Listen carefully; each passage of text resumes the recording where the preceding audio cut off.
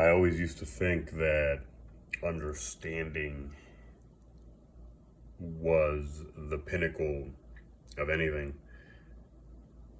the zenith of life, as it were.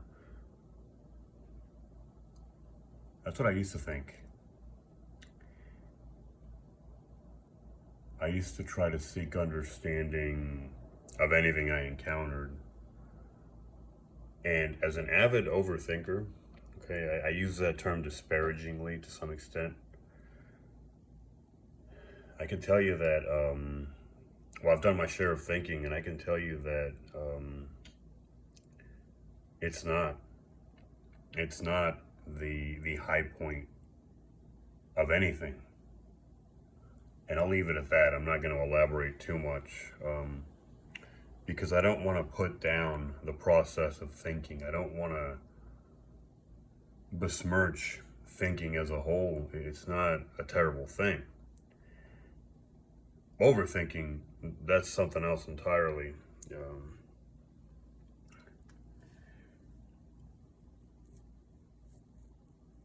Hold on.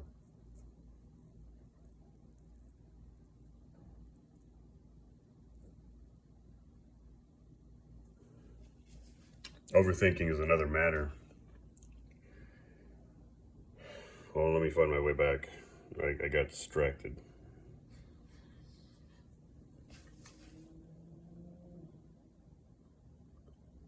Overthinking is another matter.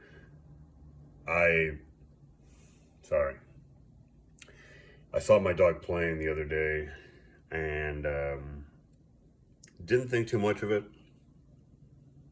I found it endearing and I found it fulfilling at the moment, but I didn't think too much of it. And I was thinking about it today, as I tend to do with certain things. They just come up, and I was thinking about why it came up in my mind. I was thinking about why I was thinking about it. Yeah, I know. And I realized I made this realization in that moment. Hold on.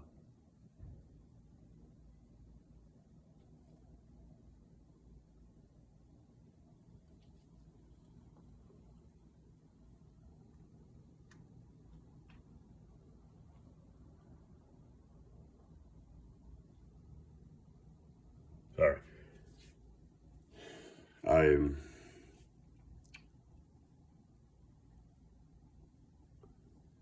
I made a realization in that moment on a much deeper level, in a much more big picture sort of way, that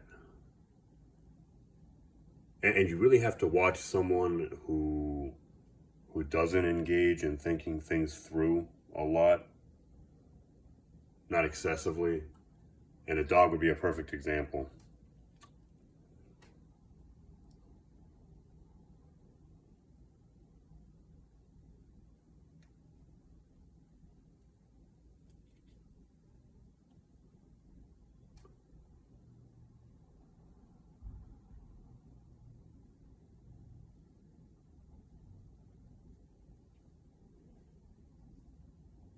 All right.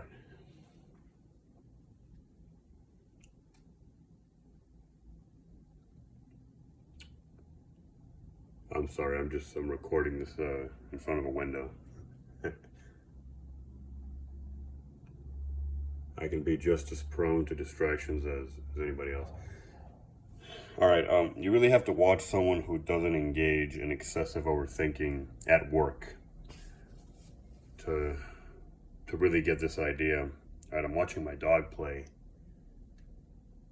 and it hit me. Right, it hit me thinking about it later. What makes play, as we call it, such an appealing activity, whether it be to a dog or to a child, and in some cases an adult. I think I want to hit on that. I want to talk about that a little bit too, about how we take the fun out of life for no good reason. Even though we really don't, you know, we all seek entertainment. Let me take a step back and not dive into that yet. We all seek entertainment in our own ways, right? But you really have to watch someone who doesn't excessively analyze things, doing what they do, to understand how this works. What I call the playing. What makes it so appealing is actually it's in theory is its inherent lack of safety. It is the uncertainty that is just a natural part of it. That's what play is, you know. Now the stakes may not be all that high, but don't make the mistake of thinking that play is safe, because it's not meant to be, in the sense that some of the certainty has to be taken out of it, and the more certainty, and to the point I made earlier, the more understanding that is taken out of it, because understanding is what gives you certainty. The more understanding and certainty and knowledge, more importantly, of what's going to happen that's taken out of it, the more chance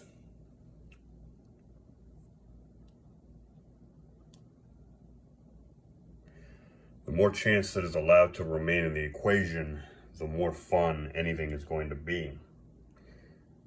You know, if you look at people who engage in what we call degenerate gambling, I hate that term because it sounds horrible, but you know, it appeals to people for some reason, right? So some of us might think, well, how is it that cards or maybe dice or any game of chance, bets, anything, is going to have the same appeal? Sorry.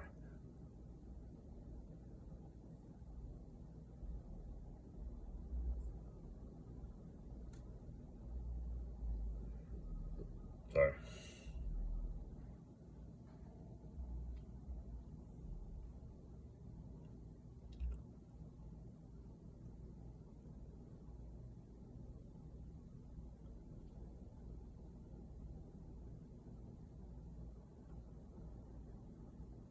I'm not going to pretend that people can be interesting.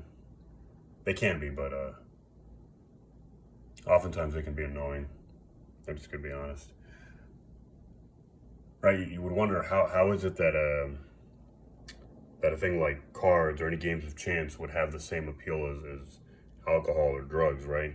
How can it become an addicting activity? There's a reason for it, you know, and I don't want to open up another wormhole, as it were, to dive into, but I seem to be good at it, and I seem to have an appetite for it. Right? I mean, what is it that draws us to compulsion, whether it be alcohol or right, gambling or anything like that? Any activity can become compulsive. You know, on a basic level, I guess it's got to do with the reward system in your brain. Right? It feels good. You enjoy it without getting too complicated about what goes on. And so you keep doing it. So let's just stick with that. Thrills, taking chances, right? Back to what I call play. The uncertainty is a huge draw there, is a huge part of the appeal.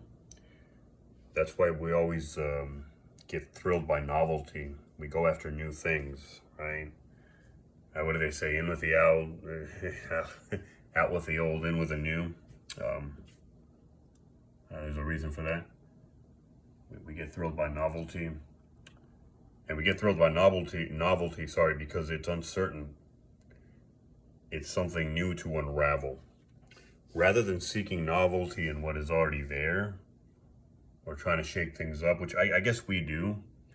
We shake them up as much as we can, and then we get tired and we decide it's time to move on, right? But where does that cycle end? I mean, are you just going to be spinning through the world You know, so it's like that song by the Eagles, Desperado.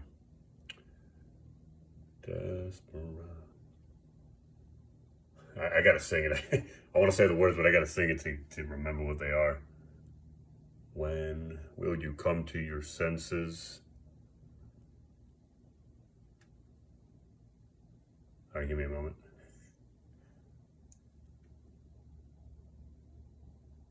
Desperado, when will you come to riding fences?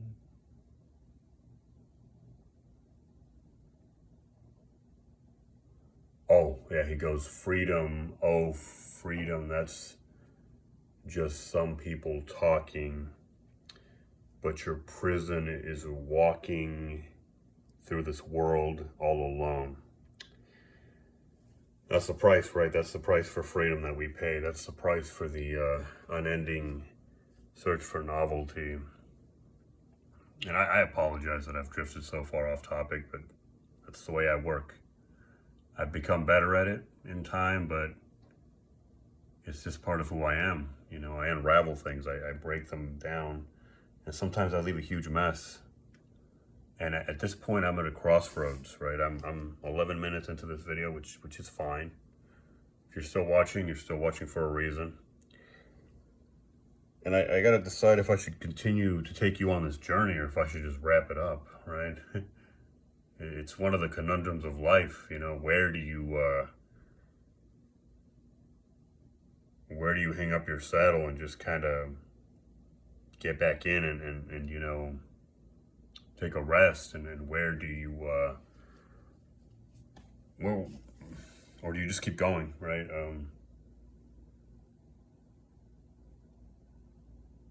And I won't explore too much into that. I mean, sometimes a little bit of mystery is best left in life,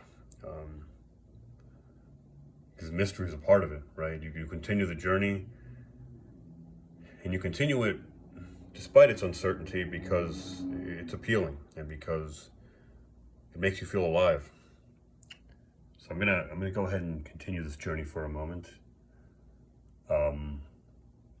What I previously mentioned made me think about a comic by the name of I think I'll leave names out of this. I don't think it's necessary. It's a comic that I went to go watch somewhat recently, maybe a year ago, who, you know, has a persona, you know, the persona of a perpetual player, a sort of pimp, as it were, maybe not literally, right? Not in the sense that Cat Williams was a literal pimp, in case anybody didn't know that. No, this guy, you know, this guy was just a real ladies' man, I suppose, and he's in his 60s, right? 65, I believe, and he continues to be. And he's not a bad looking dude, right? I mean, he's anyway, I'm not sure why. Oh, well, he's not. You know, I have to mention it because of his age. You know, he's still got the appeal. He's got the personality. He's got the energy. He's got the swagger. And he's one of those people who ages well, I guess. But the point I'm making is, you know, this guy, and I just found out he had kids, you know, which I'm not sure what that change is, but he comes across as someone who enjoys that freedom, who just would never settle down and would never stay with anybody. And I'm not going to get too deep into this discussion because, well, it's timeless. I'm going to try to keep it simple. You know, he talks about how, you know, he's just a player, right? And he's going to, from the looks of it, he's going to be a player until the day he dies, whatever that happens to be. Yeah, it just made me think of him, you know, and I wonder if this guy is really happy.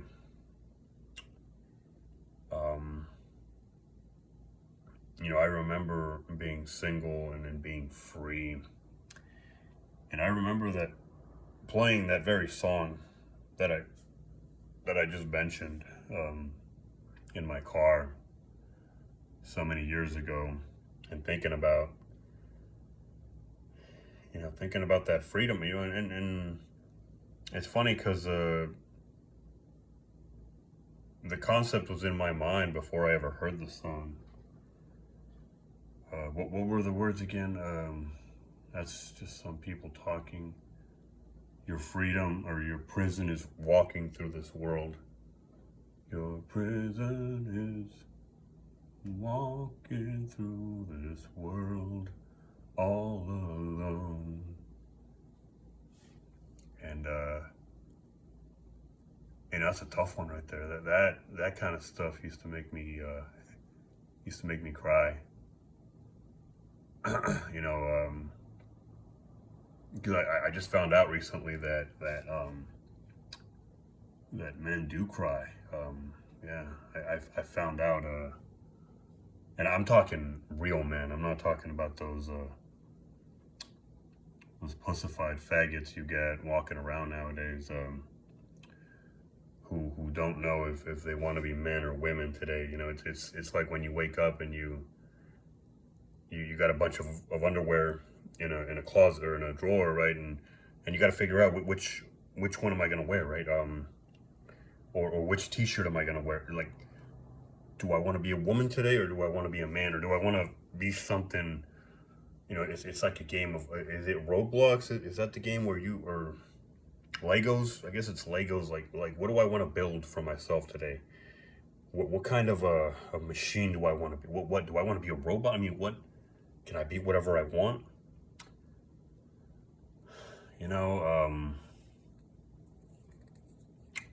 Forget creation, whatever my beliefs are. Forget what I was born as. I don't want that. I want to be something, right?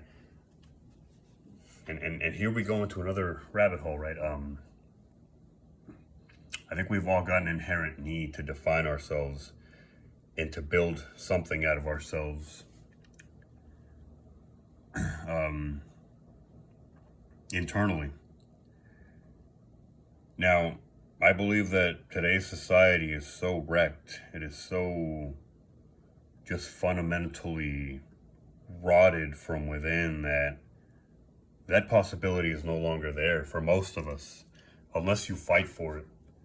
The possibility of making something out of yourself. And I don't just mean making a persona or making something that people see and they're in awe of, or leaving a legacy, or building a company. Nothing like that. Building an organization. I'm talking about building an individual, building something deeply internal, building something that nobody can touch, that nobody can take, that nobody can even shake.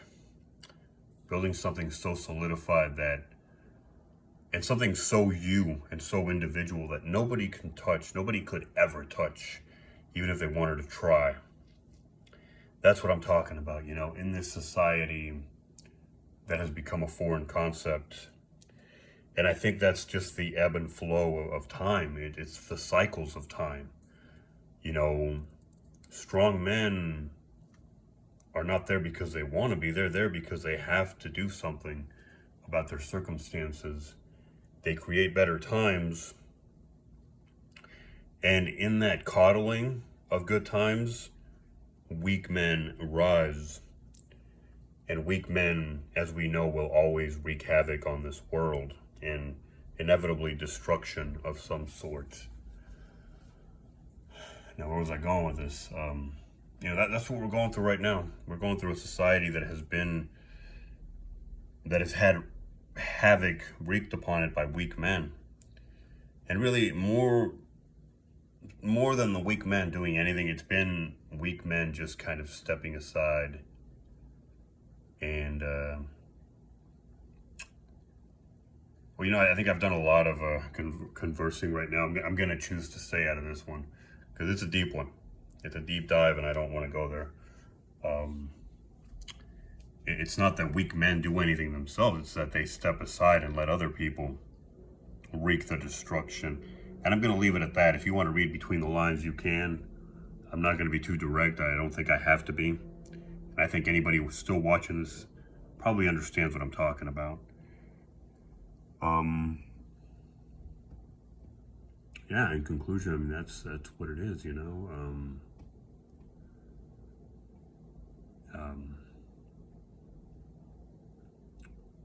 weak weak men,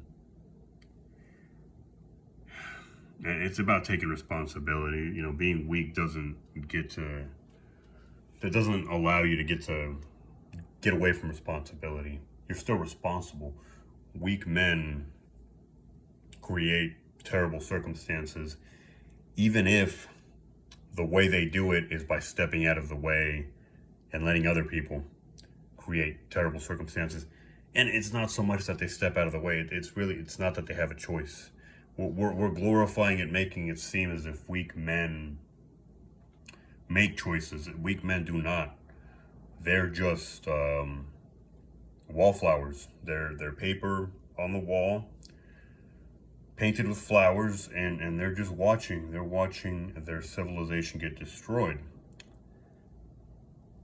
And it's not about them choosing to let it happen.